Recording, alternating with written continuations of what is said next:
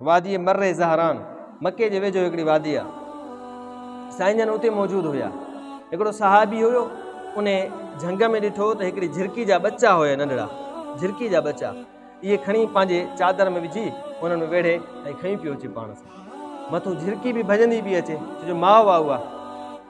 हिन सहाबी उहा चादर जो खोली त झिरकी अची उन्हनि बच्चनि जे मथां वेही रही। बच्चनि जे मथां वरी चादर बंदि कई, झिरकी बि सुक थी। पाण नबी सल्लल्लाहु अलैहि वसल्लम जन वटि सहाबी आयो, उहो चादर कुल्हे ते आहे। फरमायो छा थिए हिनमि? सॼो वाक़ियो ॿुधाईंसीं, ही मसइलो आहे। पाण नबी सल्लल्लाहु अलैहि वसल्लम जन फरमायो त इहा जेका मख़लूक आहे, इहा बि अलाह जी मख़लूक आहे। झिरकी आहे, उन जा बच्चा आहिनि। मां तव्हांखे हिकिड़ी ॻाल्हि ॿुधायां, पाण फरमायो इहा जेका झिरकी आहे, जंहिंखे पंहिंजी ज़िंदगी जी परवाह कान थी, जो तो चादर खोली त इन चादर में अची करे वेही रही, पंहिंजी ज़िंदगी जी परवाह बि न कई, पंहिंजे बच्चनि जे मथां वेही रही। हाणे तव्हांखे मां ॿुधायां त इन झिरकी जी मोहबत पंहिंजे बच्चनि सां एतिरी न आहे जेतिरी असांजे अलाह जी मोहबत असां सां आहे। तंहिंजे करे उन अलाह जो हुकुम आहे असांखे, तव्हां जेकॾहिं ज़मीन वारनि ते रहम कंदव त मां अर्श वारो तव्हां ते रहम कंदुमि। तंहिंजे करे मां अलाह जे नबी जो हुकुम आहे, जिथो खणी आयो उते रखिया।